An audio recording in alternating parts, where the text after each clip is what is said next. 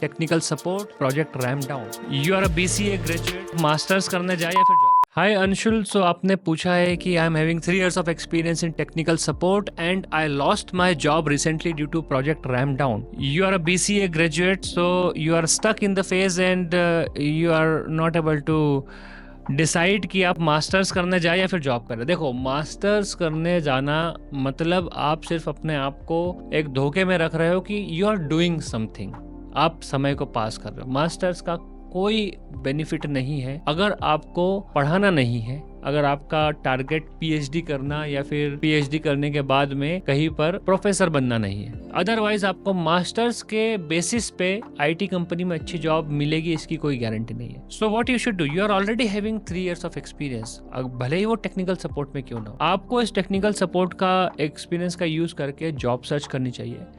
Of course आपके दिमाग में एक ख्याल आ रहा है, इसका मतलब आपने जॉब सर्च की होगी और आपको उचित परिणाम नहीं मिल रहे होंगे।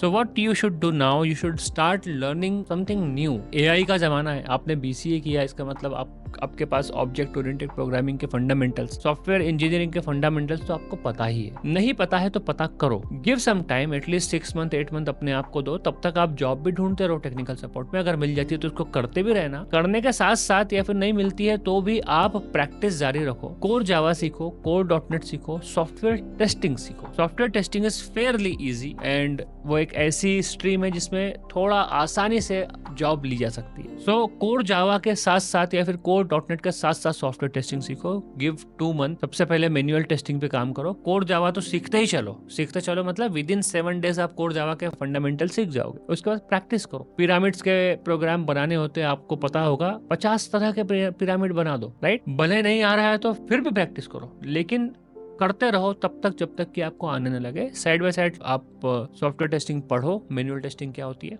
कोई सी एक वेबसाइट पकड़ो, फॉर एग्जांपल IRCTC, उसके लिए मैनुअल टेस्ट केस लिखो, उसको टेस्ट करो, डिफेक्ट निकालने की कोशिश करो। जब 1-2 महीने में आपकी software testing, manual testing plus core Java थोड़ी सी ठीक हो जाए, go for automation testing.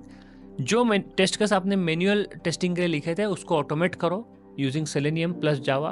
In this way you will learn automation testing. Java में सर्टिफिकेशन करो, ISTQB का टेस्टिंग सर्टिफिकेशन करो, then try to hunt for a job.